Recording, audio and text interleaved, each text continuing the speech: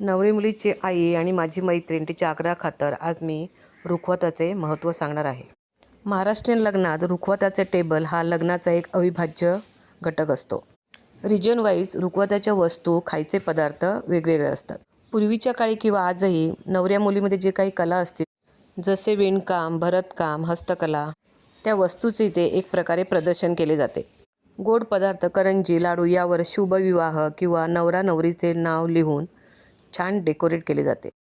महाराष्ट्रातील काही भागामध्ये लग्न ठरले की साठवणीचे पदार्थ, कुरडया, पापड, सांडगे सर्व बायकांना बोलवून रीतिरिवाजाप्रमाणे ओव्या म्हणत हे पदार्थ बनवले जातात. पूर्वीच्या काळी म्हणे ह्या वस्तू बैलगाडीवर लोड केले जायचे. पण आता बैलगाडी नाही, पण बैलगाडीचे प्रतीक म्हणून एक छोटीशी बैलगाडी तुम्हाला हमखास रुखवतात दिसणार. आता मुंबईतील जागेअभावी कमी, पण पूर्वी मुलीला जेवढ्या गरजेच्या वस्तू लागतील तेवढ्या वस्तू लग्नात दिल्या जायच्या. रुखवताच्या वस्तू बनवायला नवरीच्या मैत्रिणी, नातलग यांचाही सहभाग असतो.